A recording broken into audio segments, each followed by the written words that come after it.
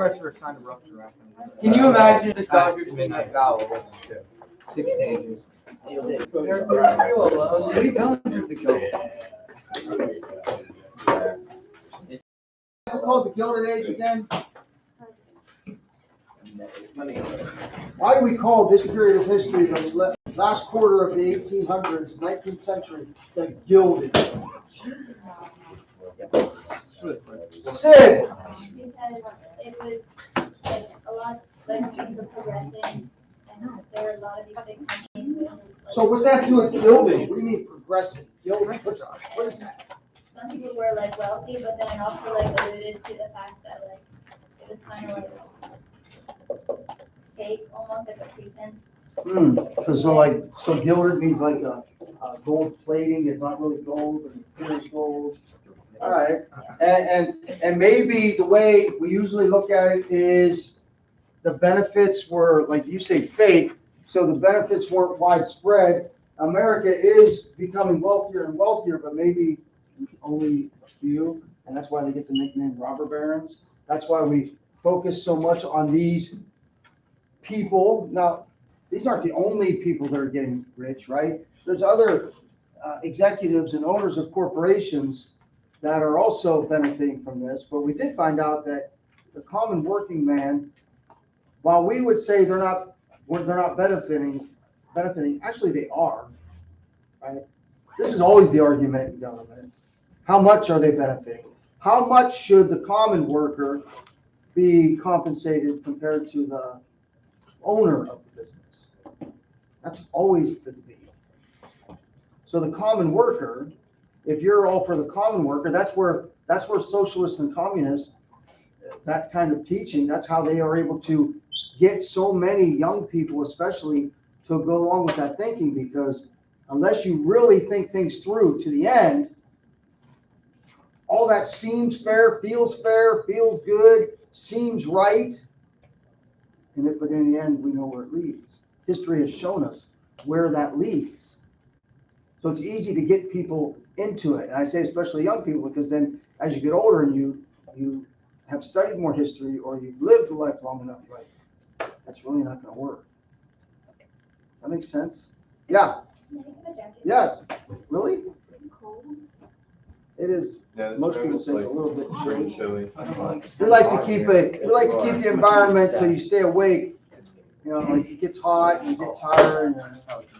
I get tired and cold. So we need to keep you invigorated. Hey, can you? All right, you must remember, the focus has been on these men, but what's behind all of this? What causes that rise of industrialism? Vanderbilt and the railroads, Carnegie and the steel, Rockefeller and the oil. The big thing with Rockefeller is this becomes a major issue in American politics, and what we just talked about, these trusts, these ideas that one company can build a monopoly. Is that good for America or not? Or is that just these men being robber barons going around and stealing basically all of the assets from all of the other companies, including the working man?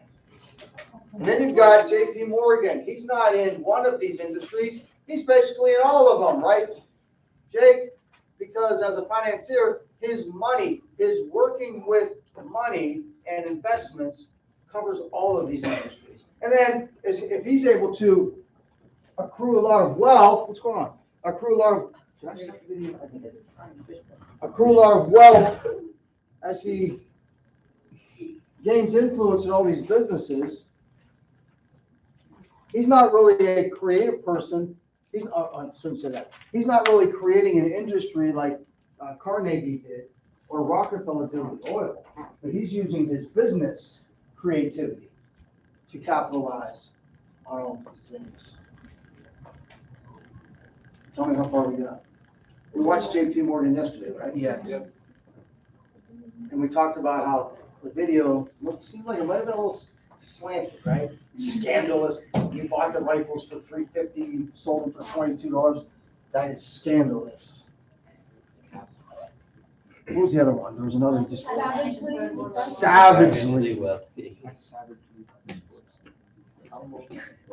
Talking about the big- and the Titanic and the World War Oh, yeah, One. we're gonna blame him for the Titanic and World War One. Almost. And have you like, Humbly named the company JP Morgan. All right, here's a guy you probably never heard of. Because these Titans, that's actually the name of the series on the History Channel, the Titans. These Titans in the north are very well known, but what's going on in the south? Remember, the south's still agrarian, right? The south hasn't really caught on to this whole industrial revolution yet, but they're catching on. And the big man in the south, of the new south, you understand what that means? The new south, Caleb? If someone says the new south, obviously they're thinking about post-Civil War. Antebellum is before the war. Heard that word before? Anybody ever heard the word antebellum? That means before the Civil War. That's the South before ante, with the E, before the war. So then if you're a country music group, and you're called Lady Antebellum, well, these days that just can't be, because you're conjuring up thoughts and images of pre-Civil War South. And that's obviously racist, so now you gotta change your name to Lady A. Anybody know what I'm talking about? That happens. That's cool. You heard of that, Trey?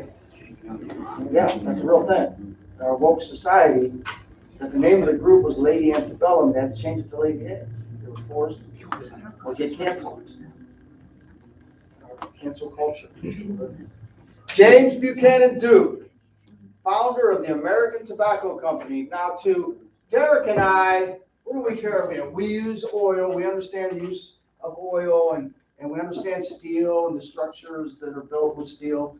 But we don't understand this big to-do about tobacco. But unfortunately, tobacco, you've heard it called a cash crop in your earlier education. It continues to be a cash crop for the South, and it's really going to become a major cash crop again. And he is the founder of the American Tobacco Company. You mean he becomes very influential and powerful? Yeah, very rich. Because you're living in a generation where there was an effort made in my generation to get rid of all this tobacco and smoking. And did you know that just shortly before I was born, it wasn't until just shortly before I was born that they even had warnings on cigarette packs about the effects it could have on your health. So then that was started in the 60s, try to deter people from smoking. And then into the 90s and the early 2000s, that wasn't working well enough, so they started to impose more taxes on tobacco use.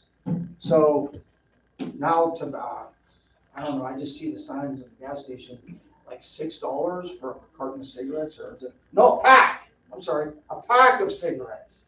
How many's in there, 10? I think there's 10. I'm one of the only ones in my family that doesn't smoke. But I think they're paying like that's like 60 cents a cigarette. And I've got people in my family who smoke like 2 packs a day. I'm like, wow, think of the vacation you could take if you just quit smoking and put all that money in the vacation fund. 2 packs a day, that's what? If you get the cheap ones, $10 a day, that's $300 a month, that's $3,600 a year. You go on a cruise, pretty good one. Anyway, tobacco is very influential. The New South was attempting to compete with the North. They got to. Listen, you got to catch up with the times, South, Dixie. They're still mainly agrarian, but if you don't start producing things other than food, then you're going to lose. Yeah. What you need? Computer? Right here. Oh, to make sure it works? You make sure it works? Thank you. Anybody know what when I was young, that word bothered me. Jake, does that word bother you? What word? Textiles. What is it? You have no idea, do you? No, seriously. I've heard the word. I know, what is it? If someone, it says They were attempting to compete with the North in textile production. What is that? It's a weird word, isn't it? When do you use it? It's like a quotient. Kind of a weird word. The only time you use it is when they ask you the answer to the division problem, right? Textile. The only time you hear it is in social studies. What are they saying? What is that? Casey? Like fabrics. Right. It's like making clothes and stuff. Making rugs even. Textile industry is linen. Like who was it that thought he was going to go into his father's business as a working on the loom? That was Carnegie. first thing, yeah. So they're trying to compete, and cotton's big in South, right? So you got tobacco and you got cotton. Instead of shipping the cotton up to the North to get it done in those factories, hey, we got to build factories down here in the South so we can compete. So by 1900, there were 400 textile mills in the South. Why are we shipping our cotton to the North? Here, we're growing the cotton, and then we're shipping it to the North and buying the clothing from them. Why don't we build the factories here in the South so we take our cotton, and Virginia, North Carolina benefits from the cotton from top to bottom, to ship it to the North and then buy it back as a finished product? Does that make sense, Serenity? Didn't make sense, did it? Why grow the cotton, ship it to the North to have things made, and then buy it back instead of just doing that all here in North Carolina or South Carolina? There's a huge post-war comeback in tobacco, partly because, during the war, all those Union soldiers coming down to the South for 4 years, they started using tobacco. So when the war was over and they go back to the North, they're like, hey, I kind of like that tobacco. So tobacco makes a big comeback. And the Duke took advantage.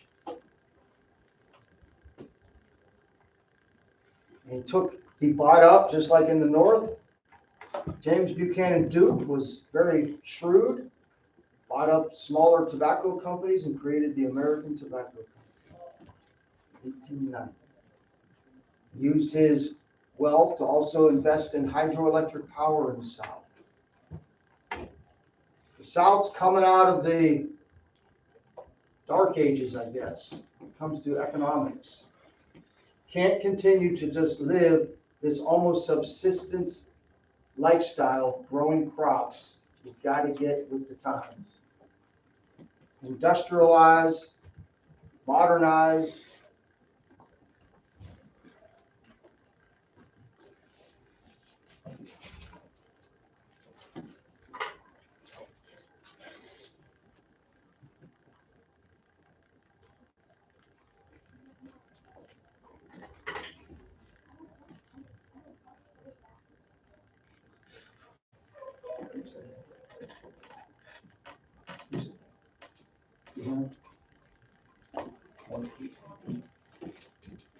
Everybody good?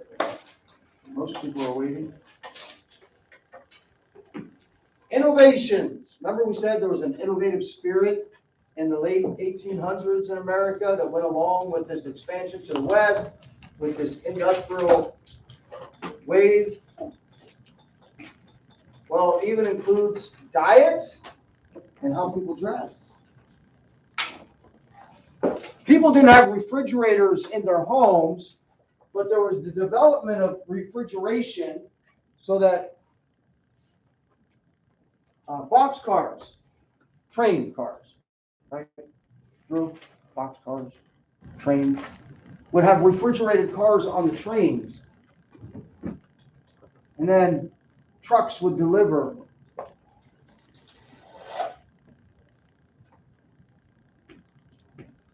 refrigerated foods, meats, fruits, vegetables. This is a new thing.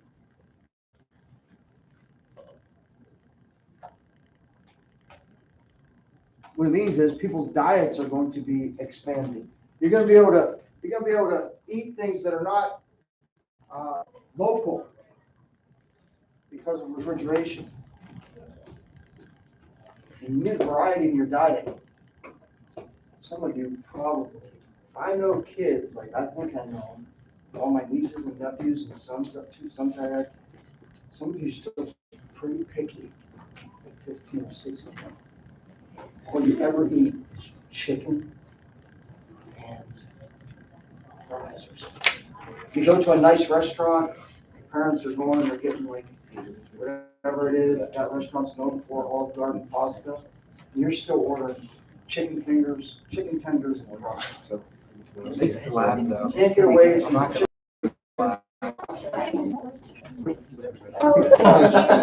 Go to a nice steakhouse, chicken tenders and fries. It's an easy way.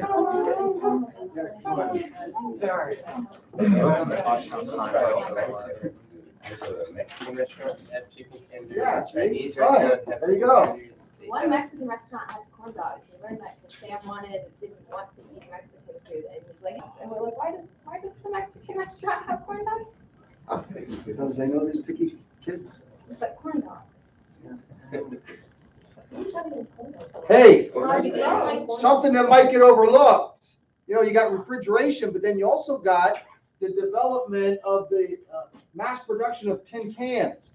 So factories are popping up, right? One of the things they're going to start mass producing is tin cans. Okay, what's the big deal? You can put the food in these tin cans, add a lot of salt, unfortunately, the main preservative of the time, and now we've got too many preservatives, right? But we can can these things, and that'll make them last longer.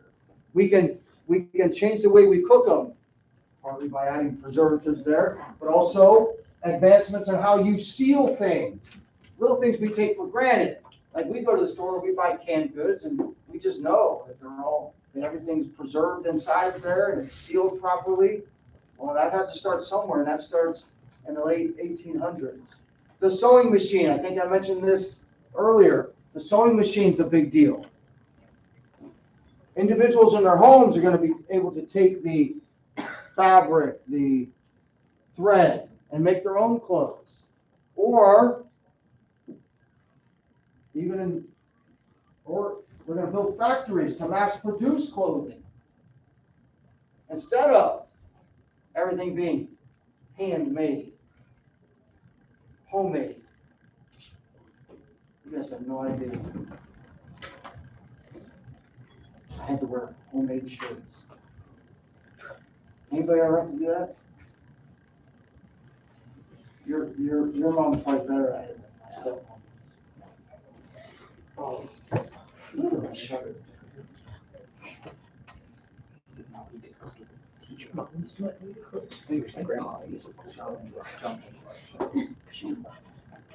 Plain blue, whatever it was, with a ribbed white collar. I still remember the shirts.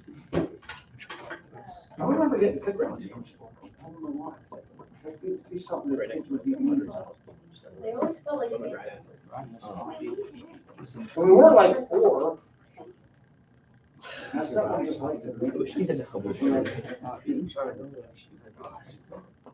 All right. Hey, fashion, style starts to get marketed. Like, you know, instead of everybody wearing the same stuff, and drab and no color, now you're able to, well, about the turn of the century, there's going to be like a catalog put out. Sears, Roebuck is going to put out a catalog. Like, you get to choose different, like, things are going to come in customized sizes. Like, that's all stuff we take for granted. This is just happening in the late 1800s. You're going to be able to buy clothes just for comfort and style, not just to have something to cover yourself. So why did I put democratization there? I put that in there and I put a question mark on it for a point of conversation for someone to tell me why, when it comes to clothing, did I stick that word in there with a question mark? What's going to happen is fashion, style, and comfort are going to become the norm. What does that have to do with democratization? Did we use that word this year? here? Yeah. I don't know if it's civics or environment. What is democratization? Yeah, we used it with Andrew Jackson. What is the democratization? What does that idea mean? Obviously, the root of it is democracy, right? Democratization. What's that to do with clothes?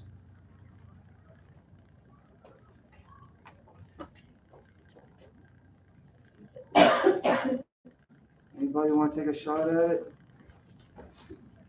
Elise, isn't it is Mr. Franken like a very comfortable person that if you get it wrong, you're not going to feel like, he's not going to say, laugh at you. I hope you think that, right? Anybody want to take a shot at it? How would clothing be a way of America to be democratized? Go, thank you, McKenna. Is it because now they have freedom to choose like whatever kind of they want? Okay, keep going. And they can like have their own style. Okay, or maybe not even their own style, but democratization this way. Usually before mass production of clothing like this, you could go to an area, you could go to the market, and you can tell who had money and who didn't. You with me here? So depending on how people dressed, it was easy to tell if they were, part of the upper class, the aristocracy of the town. But now with mass production of clothing, you can choose to buy things that now someone comes into your town, it's not so easy to tell who the rich people are and who aren't. I mean, this 100 years later, we definitely see the benefits of that. You go to places, you can't tell who has money based on what they're wearing. Right? Before this, it was easy to tell. Only the rich could afford or even would think about having something stylish. I mean, the non-rich, they were just happy to have some clothing, right? Just like the subsistence farming. So democratization in the sense that people seemed more the same.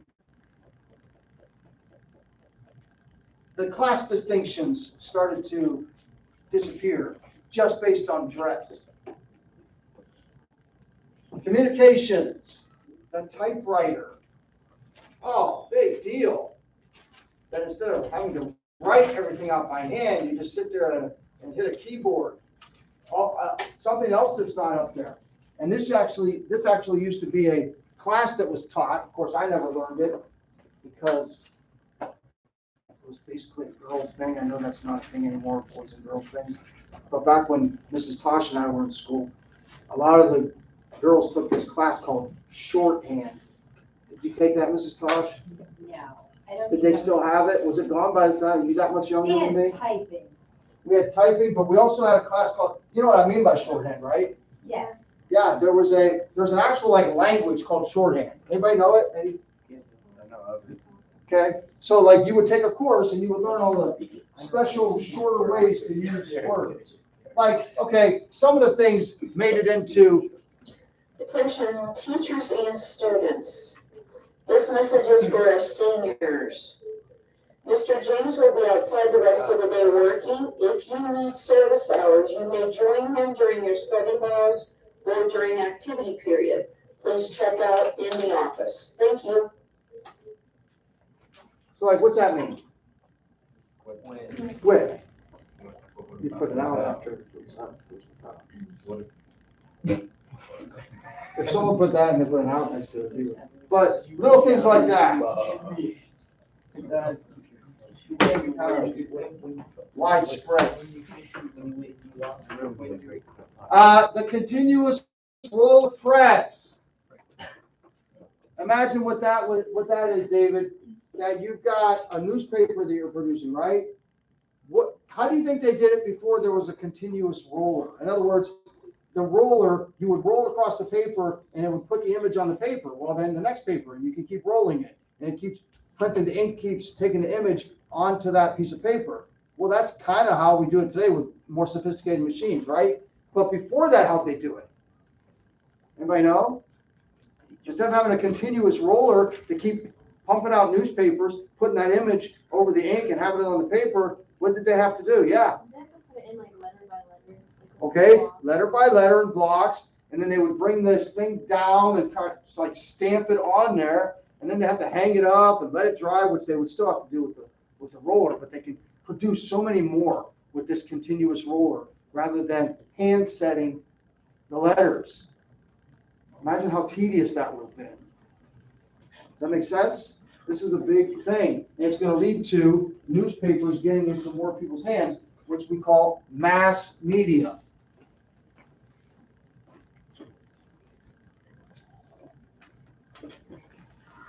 Speaking of communications, when did the telephone become a thing?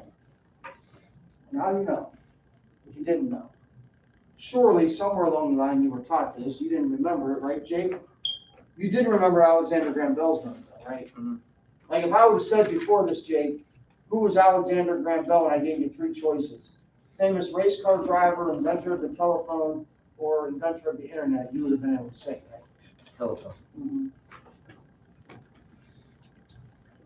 Well, Alexander Graham Bell, as a young man, was a teacher. This should make sense how he got into this. He was a teacher for the deaf. So he was already very involved and interested in how to better communicate, the strategies he had to learn to try to communicate to people that were deaf. And he was always interested in making iron talk. Sound travels through metal, right? The vibrations. How can I make the sound vibrations that are evident when that travels through metal? How can I make it talk? Well, obviously he did, right? And he created the American Telephone and Telegraph Company, which you know today as AT&T. 140 years later, we've still got AT&T. You got AT&T or you got Verizon? What do you got? I got AT&T. Cricket uses, yes. Listen, Cricket uses AT&T, Jake, Caleb. Make fun of my Cricket just because you choose to pay more. I mean, hey, you do you, okay? You pay more for your big name communications company. I'll pay less and use the same lines you're using. Jamie, did you share AES that cost? Yeah. And was a good name. No, Yeah, we're not. but they like to make fun of my Cricket. Because I think I got it about the time they were in fifth grade. Yep. They like the ringtone. All right, like I said, we chill out a little early on a Friday. I go grab something on my pocket. Sure. Stay dry this weekend. I don't think I'm gonna be able to. Yeah, ref, it's supposed to Jerusalem. Yeah, tonight, tomorrow morning, Saturday night. I'm at Mount Union College representing Louisville against the Lions. What do you tomorrow? Tomorrow morning, I'm at United. Against Beaverville. Is that JV? Tomorrow night, I'm on the east side. Oh, Ray and Thursday. All right. Just feel this. You go to the rest. Yeah, but you go.